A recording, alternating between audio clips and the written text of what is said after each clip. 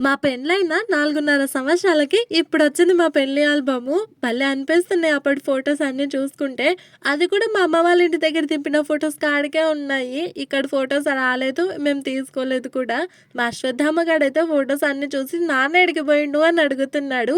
Even calendar మీద కూడా 2024 అని ఉంది. యాక్చువల్‌గా మా పెళ్లయింది 2021లో. 2021లో పెళ్లయితే అప్పుడే మా నాన్న మనీ కూడా ఇచ్చేసిండు. కాకపోతే చేయడమే లేట్‌గా చేసిర్రు. 2024లో చేసిండ్రు. 2025లో తీసుకున్నాము. 2021లో పెళ్లయింది. ఈ ఫోటోస్ చూసిన తర్వాత నా కొడుకు అడిగిన క్వెషన్‌కి నాకేం సమాధానం చెప్పాలో అర్థమే కాలేదు. "ఏం లేకుండా నువ్వెందుకు ఫోటోస్ దిగినావమ్మా? నేను ఏడికి పోయినా నన్ను ఏడికి పంపించినావు" అని అడిగిండు వాడు. పిల్లలకి మాటలొచ్చిన తర్వాత వాళ్ళకేమన్నా చూపియాలన్నా, వాళ్ళతోని ఏమన్నా మాట్లాడాలన్నా నిజంగా భలే భయమైపోతది. ఈ మొత్తం ఆల్బమ్‌లో నాకు నచ్చిందంటే ఇదొక్క ఫోటోనే భలేగా అనిపించింది.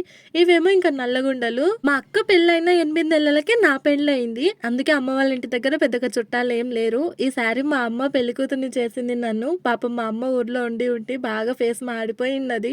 మా అమ్మమ్మ, తాత. నాకు మొత్తం పెళ్లిలో ఇష్టమైన ప్రోగ్రాము గండదీపం మాత్రమే. భలేగా అనిపిస్తది. మా ఇంట్లో పెళ్లయితే మా నడిపి పెద్దనాన్న వాళ్ళ ఇంట్లో ఉన్న ఫోటోస్ యాడ్ చేసిండ్రు ఈయన. నాకు చూసిన వెంటనే సడన్‌గా బాగా నవ్వొచ్చేసింది. మొత్తం ఆల్బమ్‌లో ఈడొక్కదాన మాత్రమే నేను అంత మంచిగా నవ్విన. ఇవన్నీ ఫోటోస్ చూసుకుంటే నాది నాకే భలేగా నవ్వనిపించింది.